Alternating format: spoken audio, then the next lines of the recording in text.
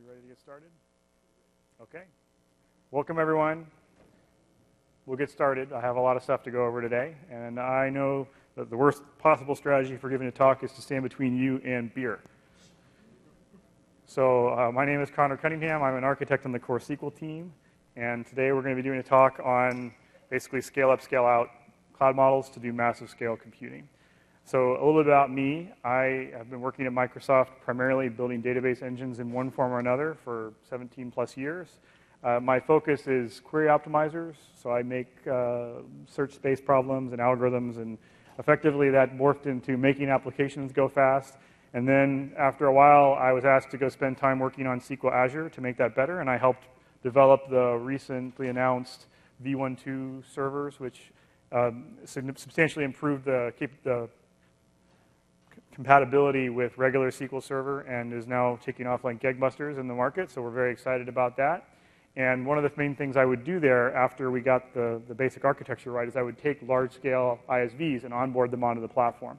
And that involved understanding how to re-architect their on-premises solutions to be able to work well in a cloud environment, often when they would have 10x or 100x the number of customers on a node that they would ordinarily have expected in a traditional ISV configuration. So this talk is really about how do you make things go big and go fast and make it work and scale in the cloud. This is not a fancy talk where I'm going to show you a bunch of demos like they do in the keynote. This is a thinking talk. So the idea here is to teach you about how to think about problems so that you can learn the lessons that we've taken from taking these early ISVs and get them on the platform so that you can understand how to best leverage Azure for building the next solution that you want to do. There's three main parts to this talk that we're going to go over today. One, we're going to talk about how you build an on-premises solution, just so we can get it all out on the table, the things that you're making as implicit choices today when you set up in a system today with regular SQL Server on-prem. Then I'm going to introduce equivalent models for the cloud, where we try to talk through what would be the constraints that differ in Azure or in a different public cloud, and figure out how that would influence the design choices that you would make. And then I'm going to show some interesting examples that we've gone through, war stories that kind of nail home some of the ideas and make sure that you guys can take those and go back to whatever it is that you would like to do next and take those lessons and hopefully use them. Okay, so on-premises designs. So let's talk about what happens when you do something today with regular on-premises data tier applications. Typically, you try to go buy some hardware, you buy a rack, a switch, power supply, buy some cheap machines to run your app tier. You guys, I'll share the slides. There's nothing, you're welcome to take pictures, of course, but you don't have to feel obligated to. This is all public. We'll share it at the end. So if that makes it easier for you, do whatever. Take pictures if you want, though. So you would buy a lot of, some big machines to run your databases on, as big as you possibly can, and then you buy a storage array, typically big as you possibly can, and then you would figure out how to hook it all up and wait for all the power and stuff to get installed, and eventually you start installing patches, and then eventually, when you get done with all of that, you start putting everything in the database, because you spend all this money on the database server, you might as well. So anything that you could possibly think of, your regular transactional data, full text indexes, logs, reporting solution, whatever it is, you would all do it out of there because you've built your whole architecture around that being the center of your universe.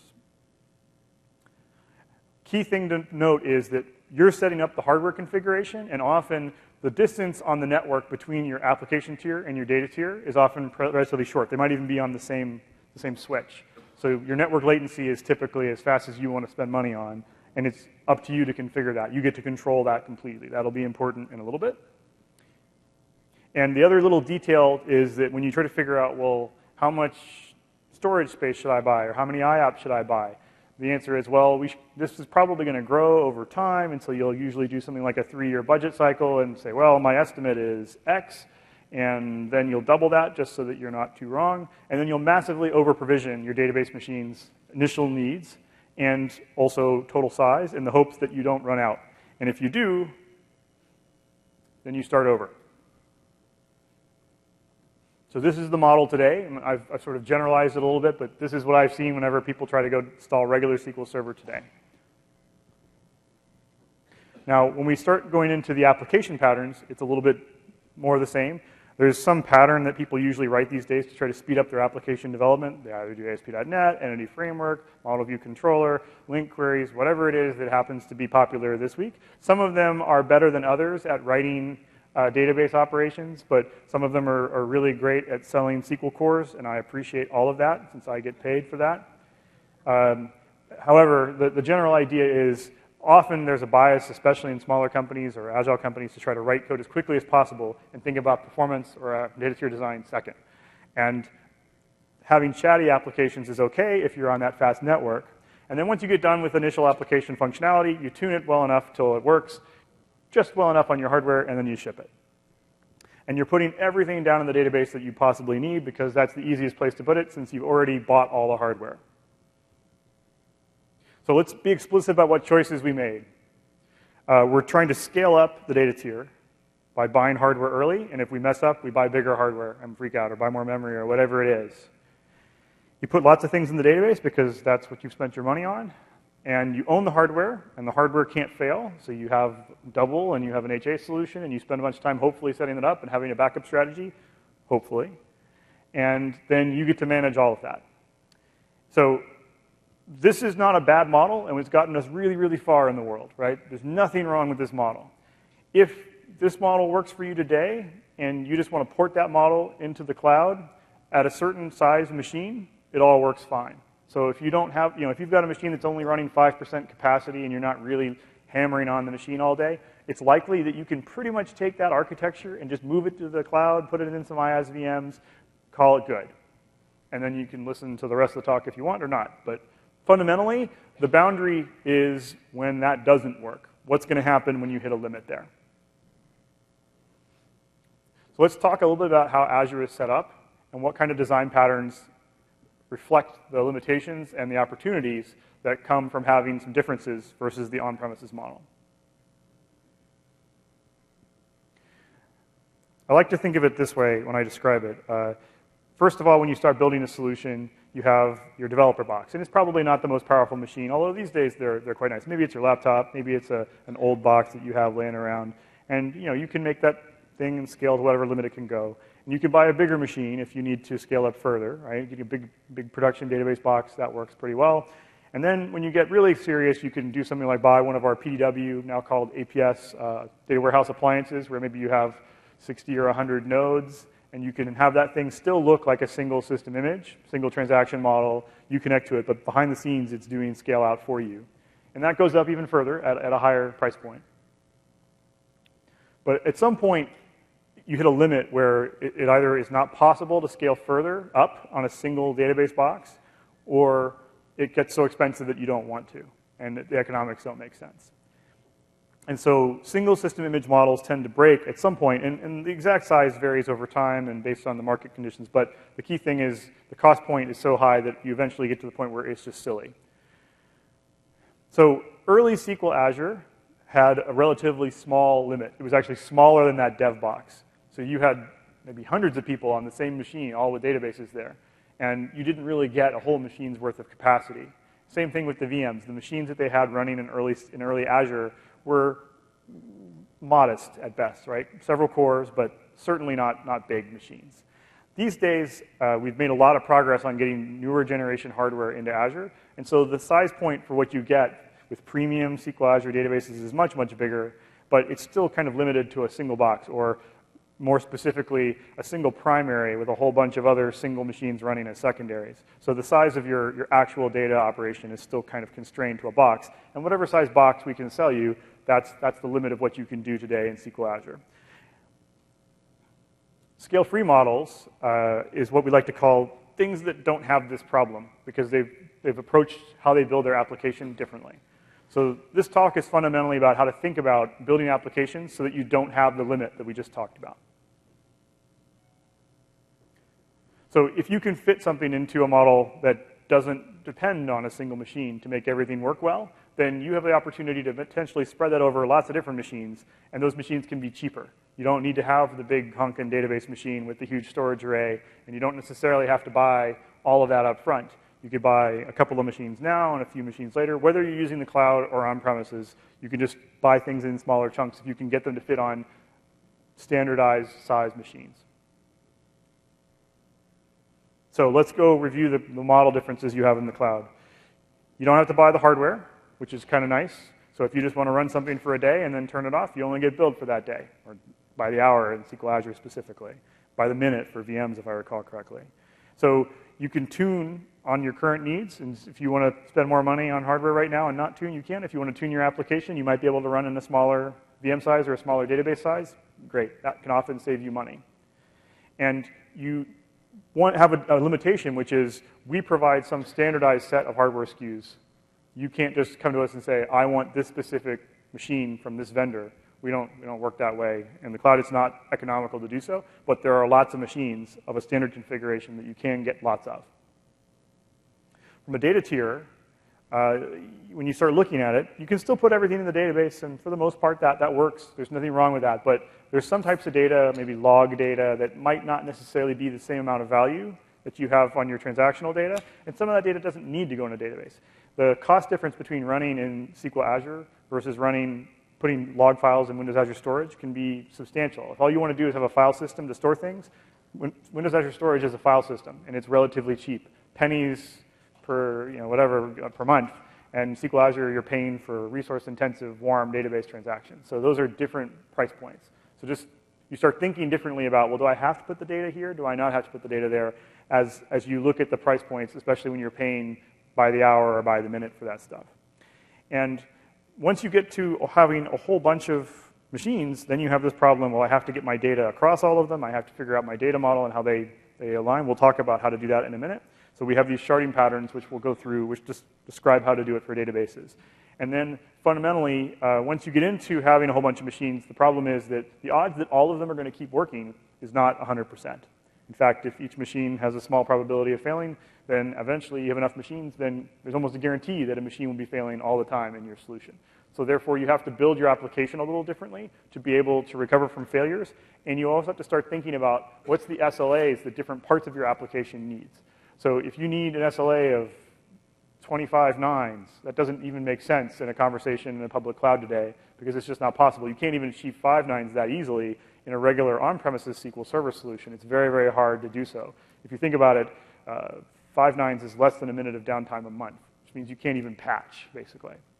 So you have to be very, very careful about how you build solutions and understand what those SLAs are. Once you understand the SLAs for each portion of your application, then you start figuring out how to isolate chunks of your app from other chunks so that you can define these SLAs. And then you want to start measuring the actual behavior across those boundaries. And that leads to a need to build telemetry systems. So if you have 100 machines, how do you tell if all the queries are running well? Well, you can try to log in and manually collect all of the DMVs from each and every system, but that gets really old after a while. And when you add another 100, it gets that much harder. So you have to figure out what do you do instead to build systems that can scale almost arbitrarily.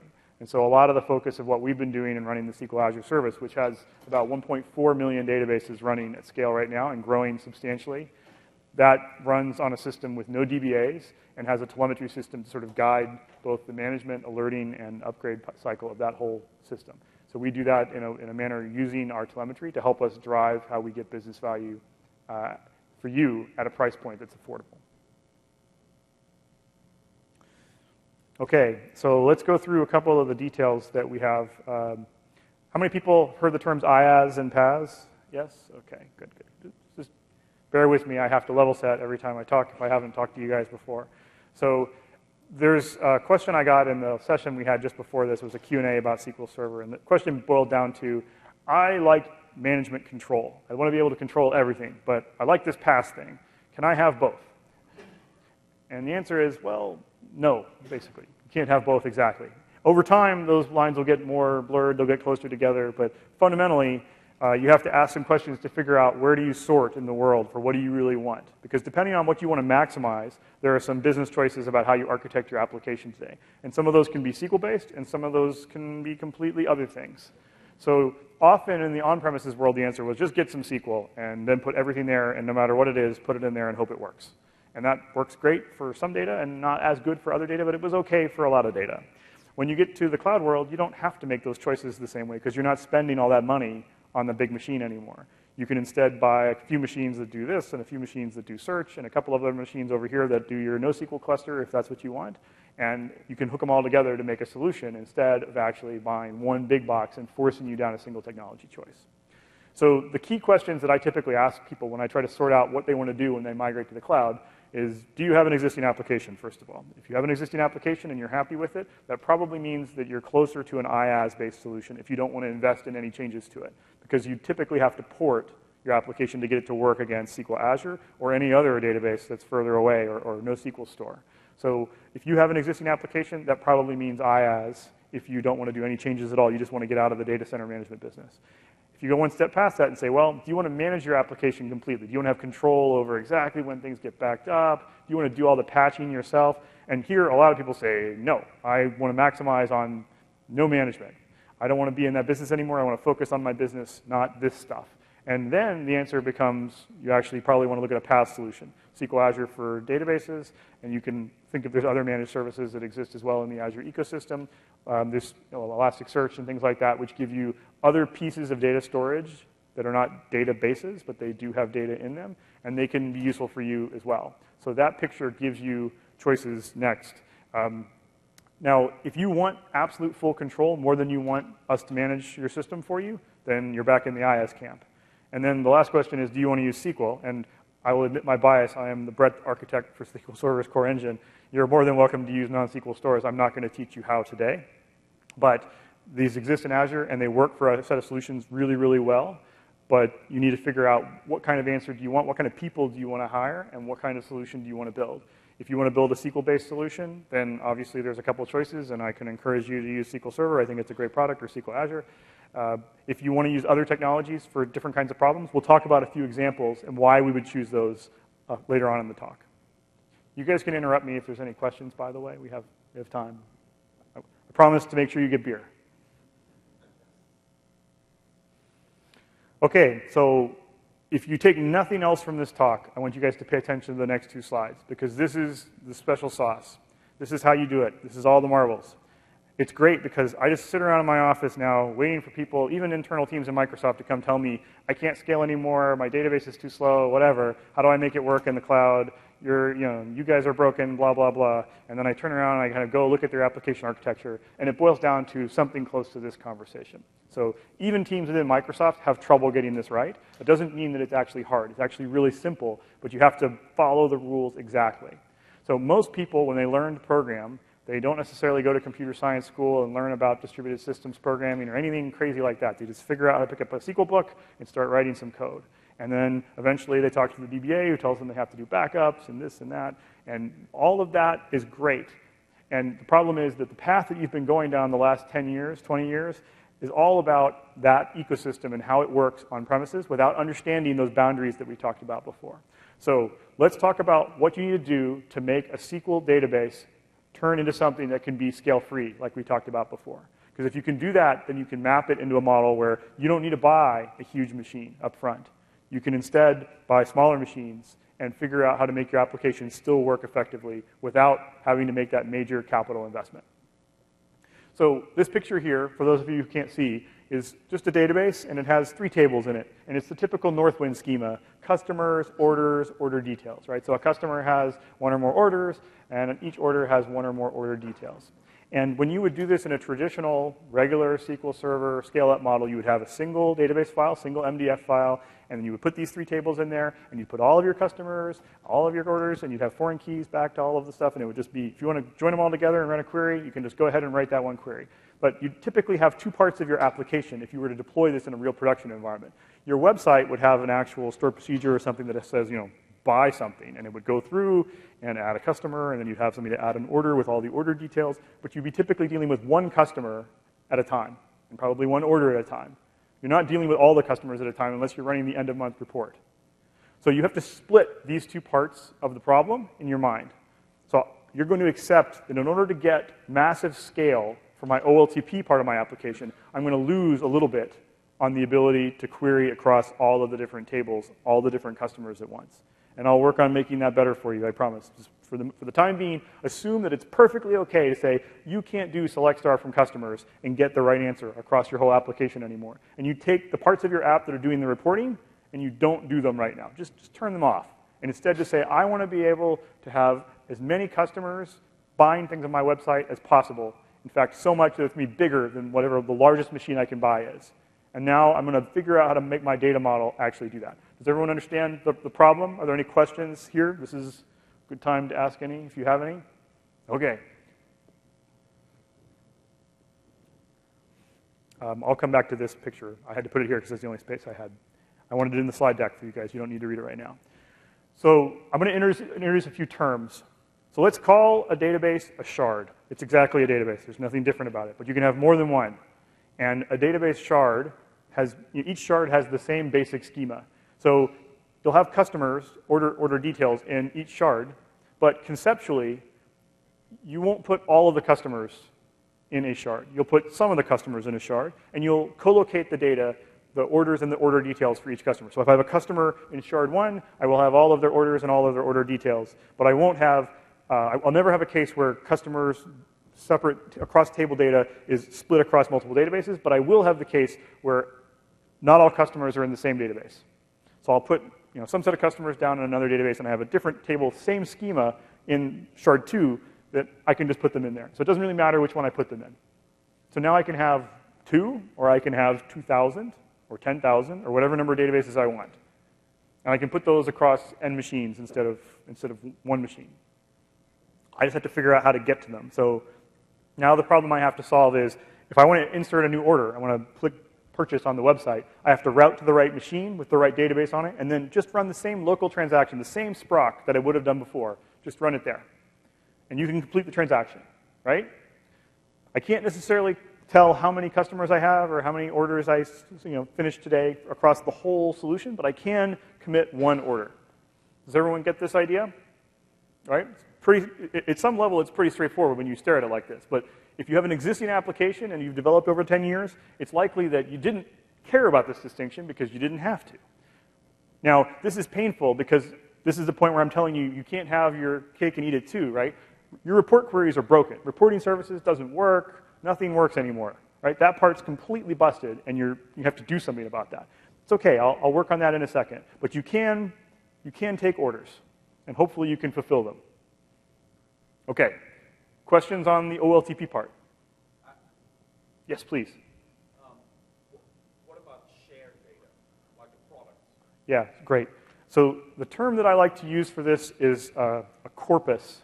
And if you think about partitioning for tables, you might have line partitioning models. This is the same concept across multiple tables.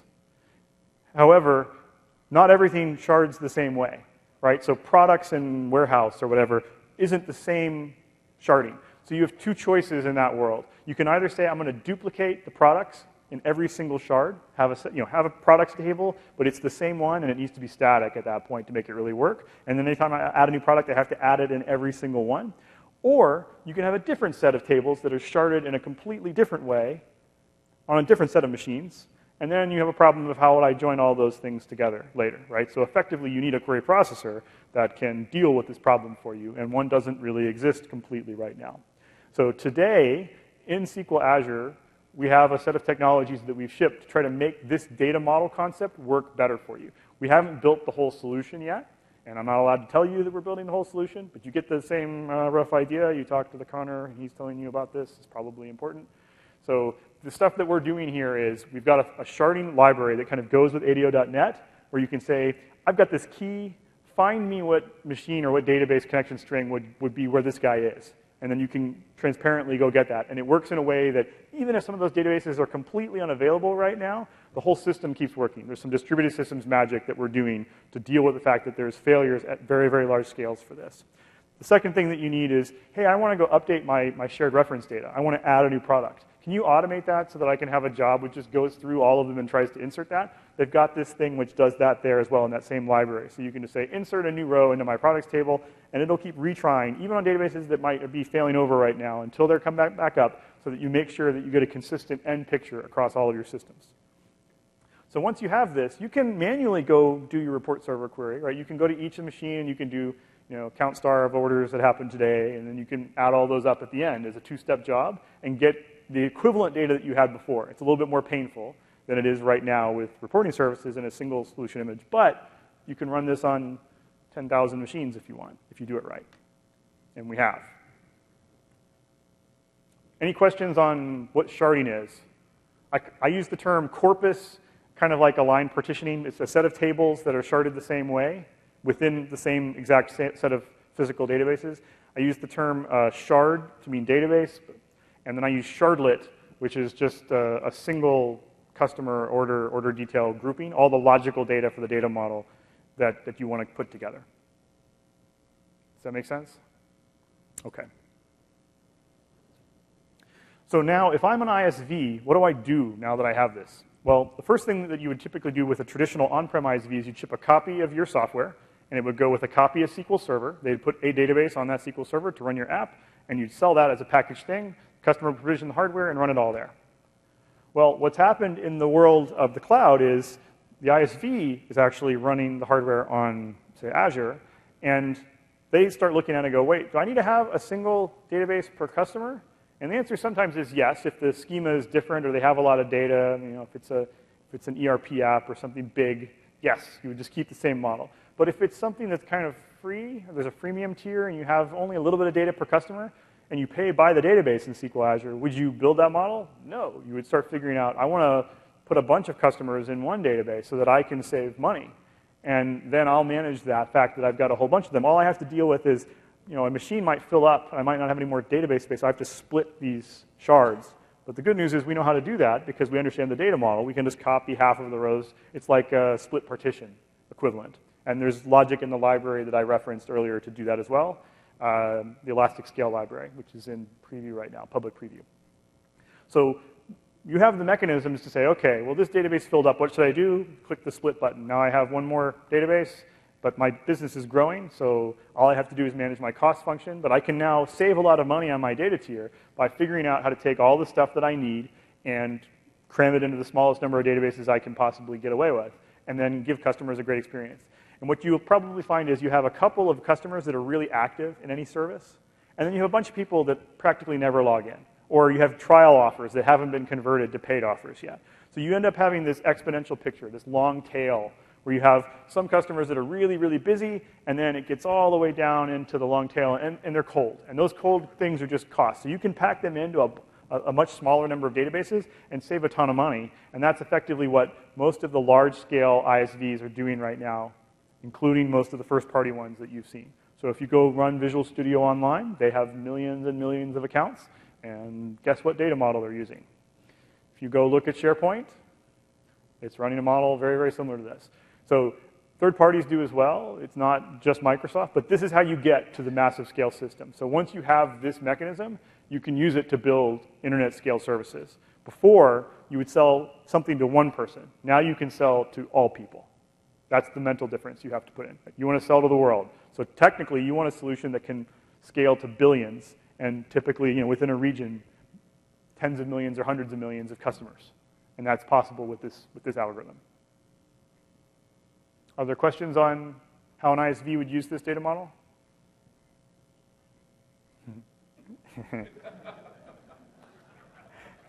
I get that a lot. That's okay. I'm used to it.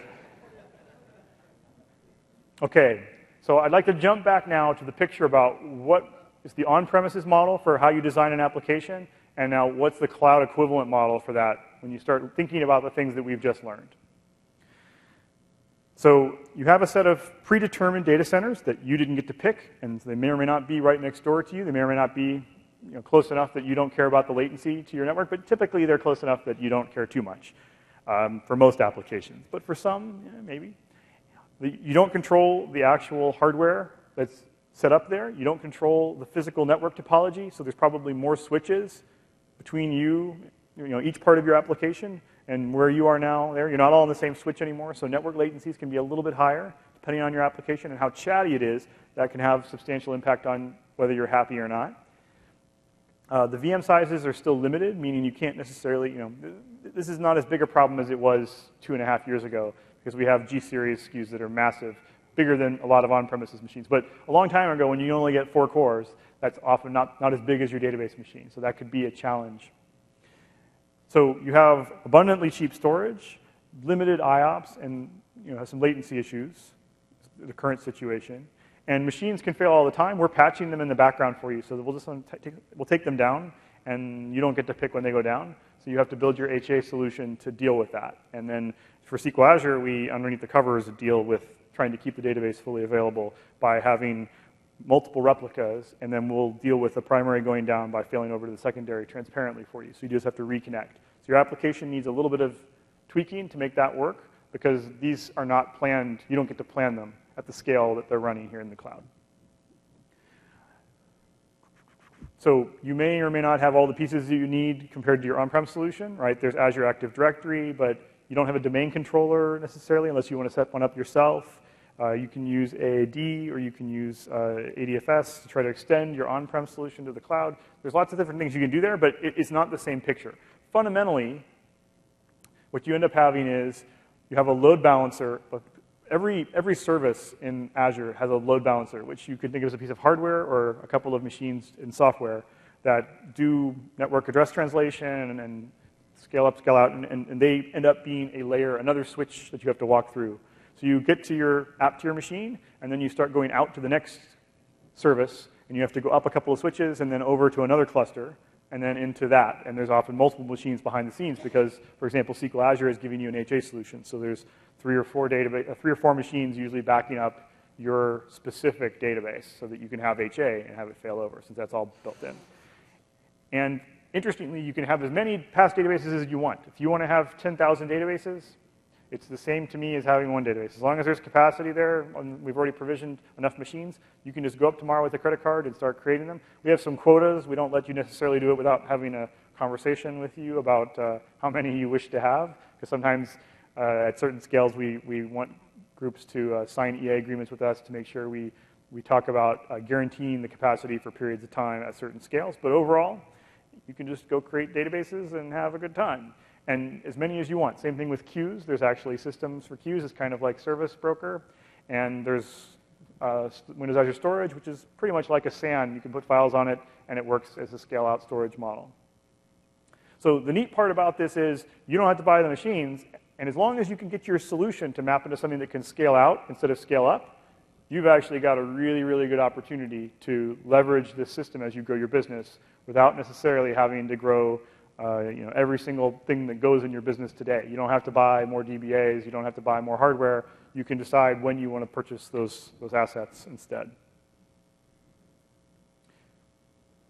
So the next thing you have to get in your head is, instead of building your application as a single monolith, just like we split up the data tier, you're going to want to take the application tier and decompose that a little bit as well. So let's say that I'm building a web service, and I have a section where I do account creation, so you log in and give some information. I might have a billing component. I might have a background task thing which goes and cleans up stuff at night. I might have the mainline path of whatever it is I want to do. If I'm a developer tool solution, I might give you the ability to check in source code or to file a bug.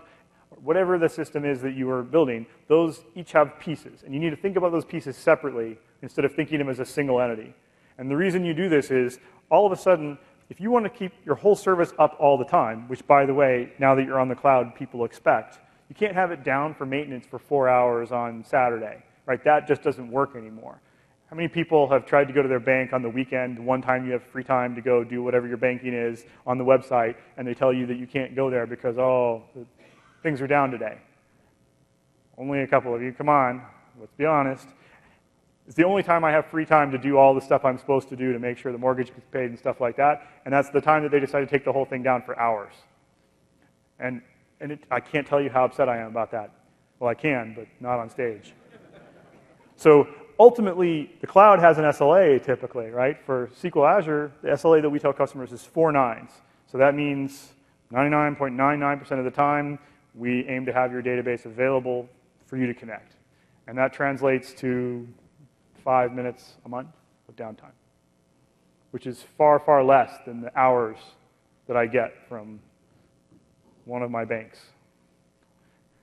So the downside is you don't get to pick when the 5 minutes are. Sometimes the machine fails, and we have automatic logic to fail it over, and it takes a little bit longer to fail over, and that's part of the 5-minute SLA that we give you. But this is a very, very different concept. Thinking about what's the SLA I get from each component to the next now becomes a conversation of, okay, how do I measure the SLA that I'm actually receiving in a way that I can then turn around and then have a conversation. Well, you have a bug. How are you going to fix this? And how do you can improve the service such that you keep meeting that SLA versus not meeting that SLA, and you fix it. Otherwise, you lose your customers.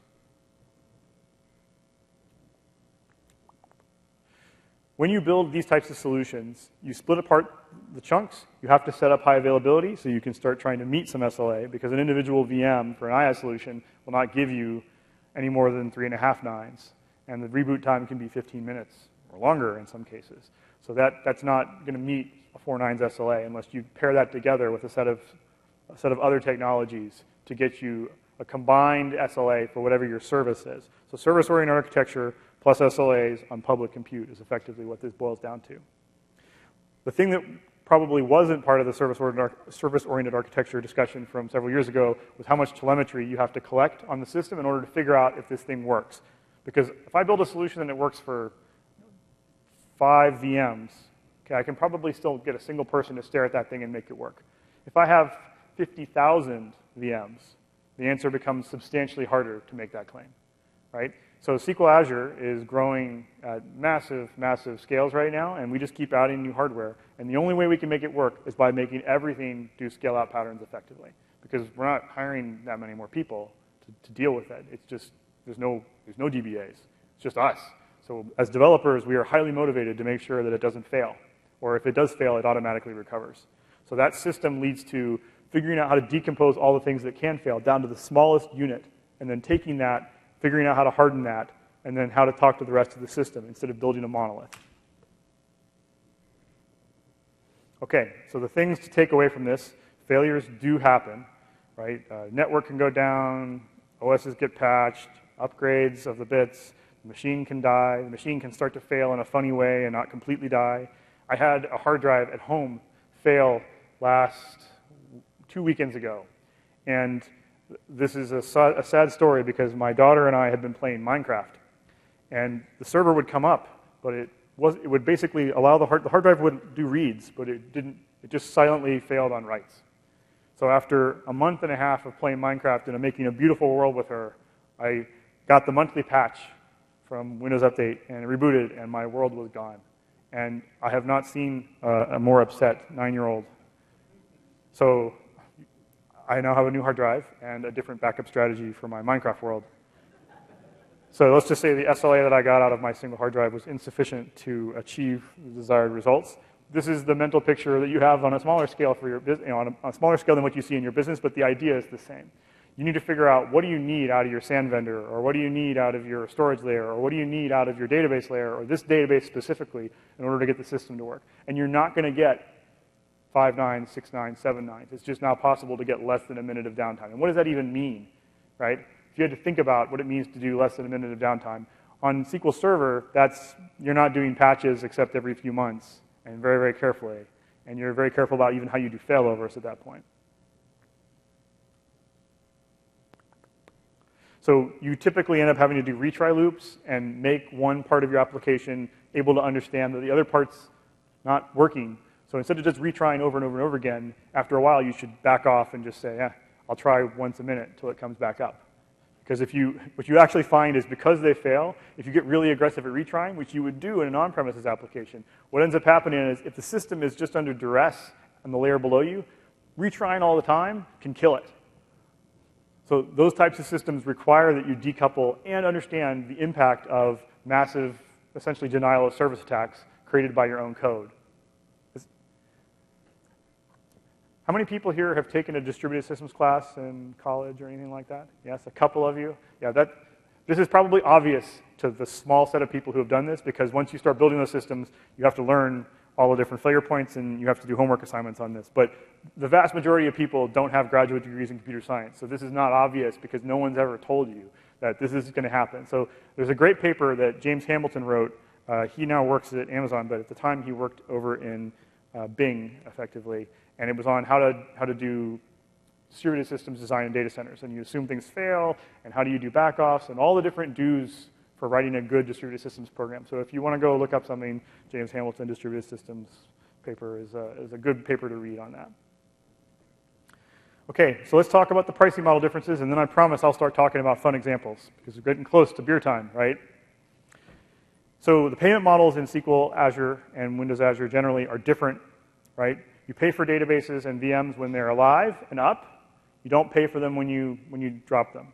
You don't have to pay for a SQL license like you do for buying SQL Server, and this leads to a different dynamic about how do you think about what are you paying for. So you can choose to do compute on that and then shut it down. If you have a batch processing system that runs it at the end of the month, you can keep that VM completely off. Just create a new one, do your batch processing, shut it down. And that's perfectly valid in the cloud model. In fact, that's highly encouraged in the cloud model because you don't have to pay for it except when you're using it. If you have a system that just sits around at 5% utilization all the time, probably you should downsize the size of that VM or the size of that database reservation because you want to run it a lot hotter because that's what you're paying for. You want to make sure you figure out what your peak load is going to be and provision one notch above that. And in some cases, you can use auto-scaling to let the system automatically tell you what that is instead of having to worry about it. So I wrote a white paper when they first came out with the premium edition in SQL Azure, and it had a section on how do you tune your app. So I typically, when I go look at an untuned SQL Server application, but this works the same in the cloud, I can often take something that has had no care, love, and attention in how it was built, and I can make it go 10 times faster with just a little bit of work. If it has, if it's been poorly designed or whatever, I can just go figure out how to take out the slow parts, and an application can often go 10 times faster. And as a software engineer, I love whenever I have that and we get it done easily. Sometimes the questions that we get from customers are insane, like they want 2 orders of magnitude, 100 times faster. Well, then it gets a little trickier. Right? You have to start figuring out, well, what are you building, and why are you doing this call, and can you batch all these calls together, and can you skip these other calls completely? And you start having to really get creative about what it is that you're doing and how you define success of whatever that operation is to make it 100 times faster. And if you want to go even further, like 3 orders of magnitude faster, then you have to even think differently about what is a program or what kind of problem am I trying to solve. So this shows up in your tuning incentives, right? If you can either choose to just throw money at the problem and just buy a bigger VM, or you can tune your application and pay less money, depending on when or how you want to do it. And that picture, especially since you've now split your application up into smaller chunks, is a lot easier to do at the smaller scale than the big behemoth that you might have in an on-prem system. Okay, so now's the time I get to tell you some of the fun war stories that we've had and how these relate to the ideas that we've been talking about so far.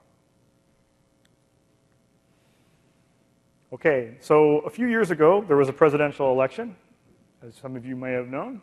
And so there was one state. This is how my job usually works, by the way. 2 weeks before the election, I get a phone call from someone in the field. And they're like, hey, Connor, so I've got this account, and they're going to announce the presidential results for this state.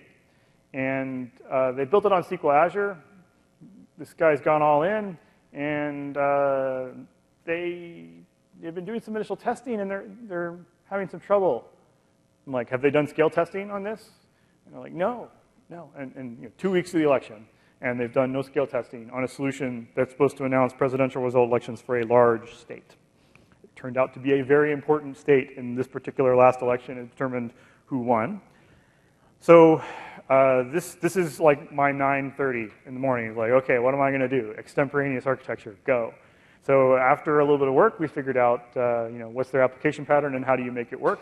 If you look here, if you tried to actually handle the load that we got from everyone clicking at the exact time when the results were announced on the site, it overwhelmed the system. It was, I can't even remember, it was 39,000 visitors a second on your web tier. And each of those took several database calls, which would just overwhelm a single commodity machine.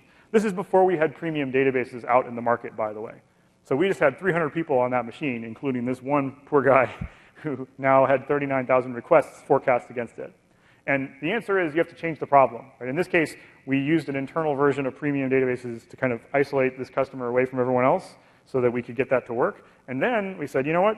This is a write once, read many problem. We don't need a database for this. All we need is a big cache. So every 10 seconds, we would go read the database value once out of the cache and once out of the database and put it in the cache, and all the app tiers would just read from that. And you change the problem into something that was trivial. Database load was never above a couple percentage points. But if you didn't do that, like what they were going to do, it would have taken down the system and probably been a black eye for Microsoft's cloud because the solution didn't work. So the key here is understand that you don't have to use the database to solve every problem. There are some cases that it makes complete sense to do so. And there are cases when if it's just write once, read many, you don't have to do so.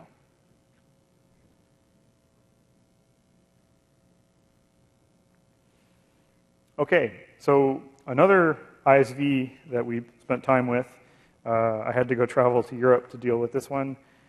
They had 400 to 500 databases and 50 plus app tier nodes, and it was a social media experience. So they all sorts of people clicking on websites, and those turned into essentially transactions to insert data into tables across all these databases. So they've sharded, kind of like the model we talked about, slightly differently, but 90% the same idea. And they start trying to run this with scale testing to see will it work. Similarly, they kind of expected tons of people to click on this site at a certain event and have this huge spike, and then over time it would come back down. So these big media events are great for the cloud because you can provision as many of these things as you want, and then later, when you need fewer of them, you can scale them back down. So we started testing this, and the funny story I should explain. So one year I kind of agreed to go speak at this conference in England, and I didn't really ask when it was. And so then they're like, oh, yeah, it's great. And can you go? Will you commit? And will you come do the keynote? I'm like, great. And so I went and told my wife. I was like, hey, I've been asked to do a keynote. I get to go to England and do this talk. And they say, well, Connor, that's our 10th wedding anniversary, right? I'm like, give me a minute.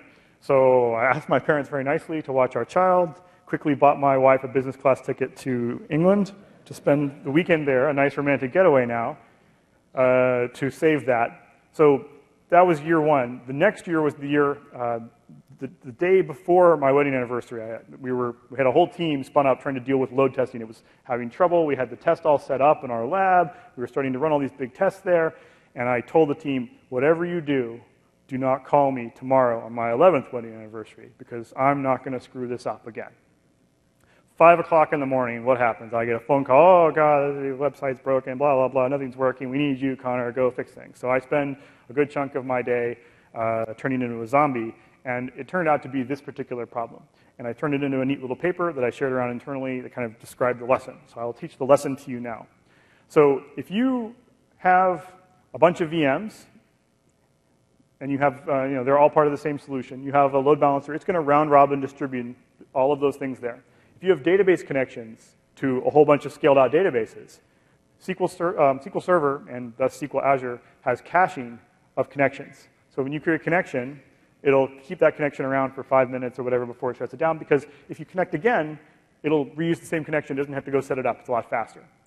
So the challenge is if you have no affinity whatsoever in your app tiers and you're just randomly going through, anyone clicking on the website needs to go to that one shard for that one tenant. Well, one time it's going to be on this shard, this web tier node over here, and the next time it'll be on this web tier node. Eventually, all of them will have connections to all the back-end databases. And additionally, in SQL Azure and Windows Azure at the time, there was one IP address for the compute tier and one IP address for the cluster on which SQL Azure was hosting these 500 databases. Any idea? Anyone know how many ports you can have on a TCP connection between two pairs on the internet? Yeah. So 64,000. So eventually, no matter how many I scaled out, I had all these cached connections that were failing. Actually, before we even hit that, the one we hit before this was the load balancer that we were running on would actually just start killing connections at 50,000 without telling anyone. It's like, yeah, you don't need more than 50,000. That's obviously too many. And so that's what I hit first was, oh yeah, the load balancer was killing it. So I became an expert really quickly in load balancers. It was great. And then later, after we fixed that, we hit this problem. And ultimately, it boils down to the fact that if you have an n-squared interconnection between two tiers that are scaling out, you can get screwed. Instead, you have to think about aligning traffic. So these 5 databases are over here, and these app tier nodes are assigned to those so that you limit that scale out. And if you don't do that right, then you can hit these weird limits, and eventually it's a cliff. So I wrote up all this information, and including one of the big internal ISVs later hit this exact same problem, even though I went around trying to teach people, because it's just not obvious. It's easy to get in trouble because the default behavior of most load balancers is round robin. Okay, so once you start trying to figure out how do I run 10,000 databases or 10,000 machines or whatever, you have to figure out, well, what does it mean to even understand the peak load? How many databases do I need? How many machines do I have to provision for it? So you have to build a telemetry system. And the thing that I want to start first with is just what does a telemetry system do for you, not how to build it. And then I'll show you an example of how one might look at building one on the next slide. So here, this is the CPU usage for the data tier across many, many databases in a cloud solution for a single big SaaS ISV. And you'll see here, there's these 5 humps, and it's happened to be starting Monday. So it's Monday, Tuesday, Wednesday, Thursday, Friday. And then Saturday and Sunday, people don't do as much. And you can see that every week in the telemetry. It's always like this. And there's always some amount of, the peak load, the minimum load is actually above 0 because this particular ISV has a lot of people in the US, but it also has people in Europe and other stuff that use the same data. So there's always some amount of min load, but the peak load is defined based on whoever has the biggest region that uses the service. And so you can build a system to get you that data across all those machines. This is part of our back-end solution that I use to determine, okay, can we tune the app? Can I go start tuning queries to get that number to be down? And it used to be that instead of 1 core, this number was 7 cores and quickly running out of what a machine can do for a single machine. And I started tuning it to get it down to a much, much smaller number. And we were able to get 5x off of the total CPU load of the system by working on query performance. So once you have this, you can really use that statistically to understand the scale of a solution and to focus on tuning the things that really make sense because you'll be able to see it in the telemetry. So once you start using telemetry to prioritize your day, then it changes what you're doing in your engineering team. You're not just saying, well, this week we're going to build X. It's like, no, the service has telemetry. I look at the dashboard. I do what the dashboard tells me is the biggest problem. And that becomes a way to drive the work of a whole pile of people on a team. Okay, so this picture is a slide that describes sort of a version of the SQL Azure telemetry pipeline. I'll caution that we're constantly changing the pipeline and evolving it as we do stuff. And we also have services that we use that haven't been announced yet, so sometimes we're some of the first customers for them. So this is a publicly consumable version of a thing that we've been doing within the past year, and it's, it has the main concepts of what we do. So we have a whole pile of clusters. A cluster is a bunch of racks of machines, typically. And what ends up happening is we'll take that data and put it into a whole set of log output. We have telemetry. You can think of it as X event sessions from each of the machines on the machine. And then when there's login events and problems, we'll log all that stuff too. So we have different streams of telemetry coming off. And we put that into Windows Azure Storage because it's cheap and you can write fast on it. And then we pull all that data in, and every hour we start processing it. We have jobs that go through and try to churn on that stuff, and we use some sort of NoSQL system typically. So in this case, it was HD Insight to process various jobs. Say, I want to aggregate all of the different failures over the course of an hour, and maybe I want to search for the time it takes between 2 kinds of events in the system, see how long logins take. Whatever it is that you want to do in your cloud service, you dump all that out into an output set of blobs, and then we import that into a data warehouse. And the version of the slide that we have here is slightly out of date. At the time that I wrote the slide originally, the telemetry system was doing something on the order of 1 petabyte total scale for this system, and 15 terabytes a day, and 10 terabyte data warehouse on the other side. The numbers are we've done a little bit better on the total volume. We've got that down to something smaller, like 350 terabytes. But the volume per day has gone up now to 35 terabytes, I think, a day of telemetry. And then we use this for a variety of different activities, doing daily reports and doing alerting systems and building all sorts of machine learning algorithms to tell us things that are going on in the world so that we don't have to get woken up in the middle of the night unless there's a real problem, hopefully. Any questions on this? This is a major investment, in case you're... We recently announced a thing called, what was it called, Data Lake, that was announced last week at Build. And it's a form of this kind of system that's a lot easier, that you don't actually have to go build all of this. So we had to go build all of this, and that, I can assure you, is a lot of people. But you'll be able to get this kind of thing as a service. HD Insight's already there, and you can use that today, and it works for a certain set of scenarios. The Data Lake thing is another form of this that you can use that is pretty effective at processing jobs at large scale. So it's going to be easier for anyone to build one of these things. Okay, so this is one of the machine learning models that we use to kind of run our service. In this case, it's a martingale detection for alerting. And what we do is we keep track of all the different events that are happening. In this case, we have an alert that goes on to tell us if we stop getting telemetry data. And the purpose of this is to tell us, okay, if you stop getting telemetry, it could mean that the network's down or some other problem's there. So if you get a big drop in telemetry, you want to know so that someone can go figure out what went wrong. But you don't want it to go off all the time. You don't want to say, well, if it's less than a certain volume, because over time, as you add more and more customers, the limits on all this stuff change all the time. So you want a system that kind of learns what the exact boundaries are and only alerts you when things are far outside the norm. So we use this system here to help us tell us if there's a problem. And it's useful for two reasons. One, if you get a huge spike in telemetry, that means you're probably going to overwhelm the system to be able to deal with it anyway. In this particular case, we had a bug where we were generating too much telemetry.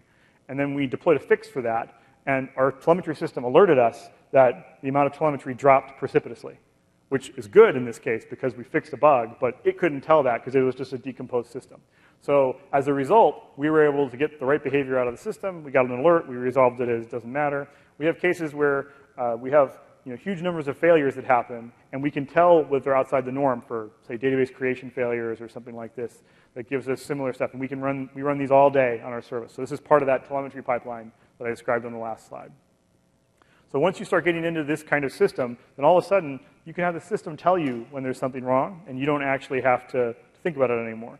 And this kind of model is why you wouldn't build all this in a database, right? This is far bigger in scale than what you would ever do in a single machine rationally, at least by any current definition of single machine.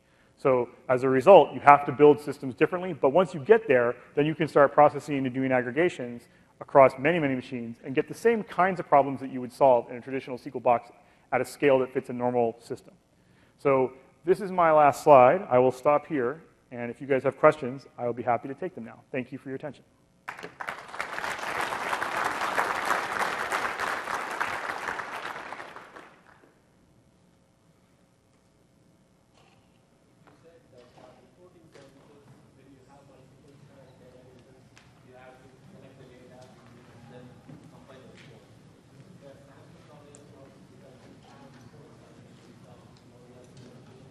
Yeah, so the question is, hey, if I have reporting services and I want to use this sharding model, how do I get reports to work? Right now, there's no easy way to do that publicly that we have to share with you. There is that batch execution thing where you can run across each node in the job and pull data. So you would typically run a job like that, collect all that into a single table, and then you can run reporting services on that. But you wouldn't want to collect all the data from those nodes because obviously you scaled out for a reason. So if you can collect just the counts of how many sales happened today, for example, that data is small enough you can just put it in a single table, and then reporting services works on that. And that's the best answer today.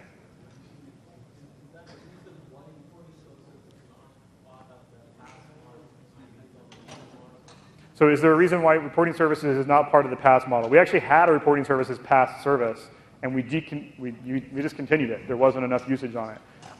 I'll tell you, this is one of those things where the price point that people wanted to pay for reporting services was kind of one thing, and also the volume of people who were ready to move their data tiers to the cloud probably wasn't high enough, and they may have, I don't know, if they were in the market too soon, or maybe this was the wrong solution. There's always some just navel-gazing you can have about what the right answer is there, but the reason today is customers didn't buy it. So there's other solutions like Power BI, which you can use to do visualizations which are a bit more interactive, and so a lot of people are doing stuff like that right now instead. Or they use reporting services in a VM if they want. Both are valid. Yes, sir.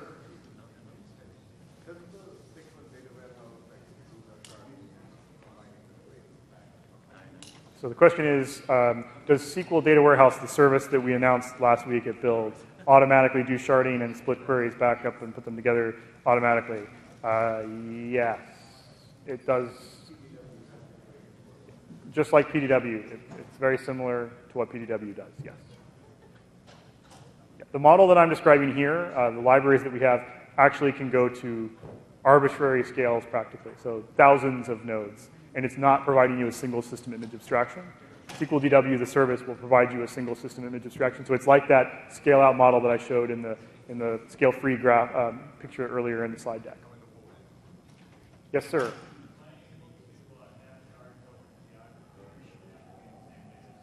Great question. Do I have to have shards over in a single geography, or can I spread them across the world if I want to? You can, for the shard library, the Elastic Scale shard library, and the URL's in this deck, and I'll post it up for you to go click on. You can put that wherever you want. It's perfectly fine. But in practice, most applications tend to want to do what I call stamps, where you'll have some local geography, and you'll figure out, okay, I'm going to put a stamp here, and it's a size for whatever the solution is, where you test that stamp size. And whenever you fill that up, you build another stamp, even in the same region potentially, to make it so that you can test things at scale effectively. So it's rare that I see shard maps actually distributed across the whole world, except for maybe the routing table at the top to figure out which stamp to go to. But each application is different. There's lots of different perfect butterflies in the world, so I always see new variations on this as people tell me why they need to do things different ways. The sharding library that we provide doesn't care, but in practice, it's best at a single geography, just because if you want to do operations like split, then split works best. If you're not copying over regions, you get charged for that, for the X, but these are not illegal. It's just what's your business and how much data is there. And so I think you should experiment with it, but most of the services I see will deploy stamps to different regions separately. That way, if one region goes down, if there's a network cut or something, then it doesn't cause as much damage to the rest of the ecosystem. It forces the separation of the code. Does that answer your question? Okay, great. Yes?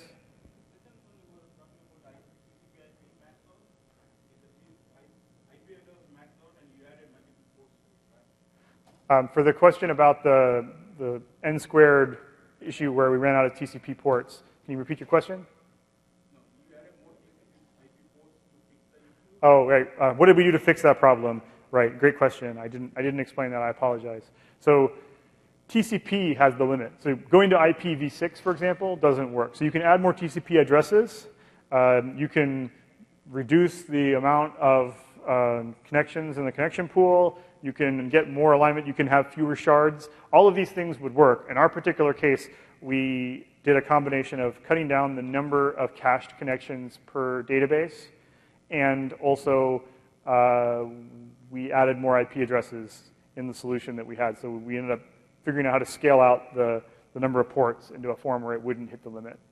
That is not a common thing that's publicly exposed. We don't really expose our clusters at all, but at the time, when you engineer on the fly, you have to figure out the solution that day, so you have certain options that are available. That worked out for us. Then later, we went and worked with the customer to try to reduce them hitting this limit by fixing some parts of their code architecture. So adding more ports allows you to have more connections to the same. Yeah, so adding more TCP, like DNS aliases, you can alias it to more IP addresses. Then TCP/IP has a limit, but the limit is really between pairs of TCP ports, source and target. So if you have more targets for the same number of sources, then you can have, if you have 5 more TCP connections, then you would have 6x the number of total connections possible. It's not the most efficient way to do it, but it's a functional way to do it. Does that answer your question? Okay, great. Okay, if there's no other questions, thanks a lot, guys. Go get something to enjoy at the parties. I appreciate you coming.